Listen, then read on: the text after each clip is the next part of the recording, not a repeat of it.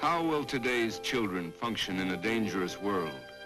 What means will they use to carve the future? Will they be equipped to find the answers to tomorrow's problems?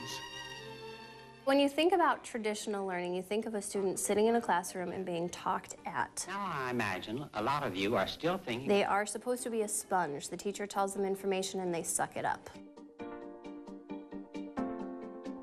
That's not the real world.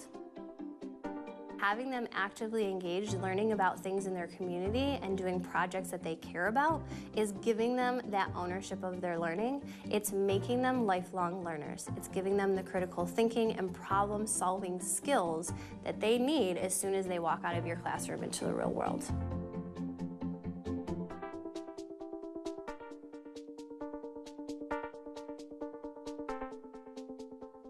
So there are a lot of different ways to approach PBL, a lot of different ways to implement it, but really it all boils down to 5 essential keys. Real-world connection, core to learning, structured collaboration, student-driven, and multifaceted assessment. The first key component of PBL is real-world connections.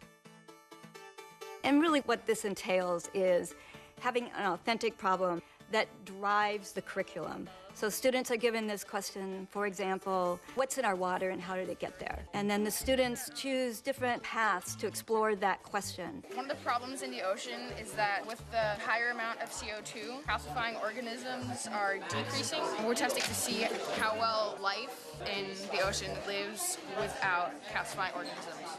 When the students know that what they're doing in a classroom has an audience outside the classroom, it really helps them deepen their thinking on it. I think that is pretty authentic in terms of what the future work world holds. So the second commonality is the PBL unit provides academic rigor.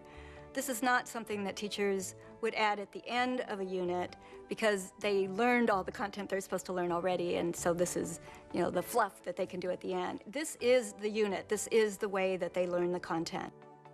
So what's your standards you're going to be covering? We're going to do 5A, which is analyzing scenes, and this is huge in this book. When you can show that you're incorporating the standards, building these projects that aren't fluffed, a lot of eyes and ears open, because people are hungry for that. Structured collaboration refers to allowing the students to work together, but giving them a structure within which to work. Our project was to create a aquaponics system, and we had several people working on it. In my case, I was kind of the team leader. 2 members of my group who were kind of just like the thinkers that would think, what if we could include this? Once those 2 came up with the ideas, it would go through another person who was kind of like the designer to figure out, oh, how would we make it? And then it would kind of go up to me and say, and I would kind of be like the final decider. We would never put 4 kids together at a table and say, here's a task, get it done during this time period. It's very carefully scaffolded.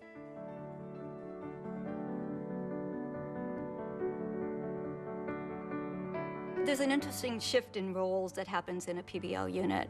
The teacher becomes more of a facilitator, and the students take more control. You guys are the Red Cross responders. You already looked at news broadcasts, and you took down some notices and wonderings. You need to take all of this, and you need to bring it together. So I have to write down the aspects of the news broadcast? You got it, exactly. So Qasim's got it. Qasim can give you some ideas on how to start. But as a facilitator, the teacher needs to be able to ask good questions. She needs to redirect if necessary, give hints but not answers. And that's really an interesting role for teachers to learn how to do. Multifaceted assessment refers to assessment being integrated throughout the entire PBL unit. I do a lot of formative assessments. It's not a test at the end of the week or the end of a unit. You're doing a lot of small check-ins with the students to see where they're at and to see that they're growing along. I think it's really important to also make sure that the students are assessing themselves. It's a process that we are really trying to bring back again to the student so that kids are part of the assessment process and that assessment is just not being done to them.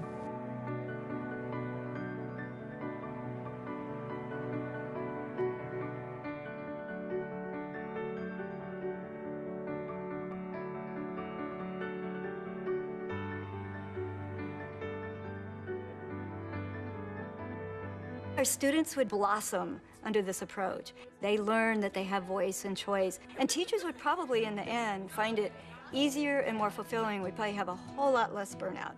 I mean, this is really an exciting way of teaching. What we've done for the last 100 years direct teaching, for some students it works, but for most students it doesn't. So for us, project-based instruction is a way that we can reach all students and get them engaged. Right now, my favorite project is called Create Your Own Project. My favorite project this year was in chemistry, and what it was about, we were using chemistry and reactions to create a soda. It's a video production class, and we're making a kid show. We're calling it the Dojo Show. We're learning about spatial diffusion, Black Death, the Columbian Exchange. Reactions like double replacement, combustion, things like that. We're basically the teachers in this, so we're gonna create a rubric, our group contracts, and we're gonna launch this project to our class. We're learning how to collaborate and also work towards a creative goal. It helps us get into that creative mindset that really is something that's hard to find in any other high school.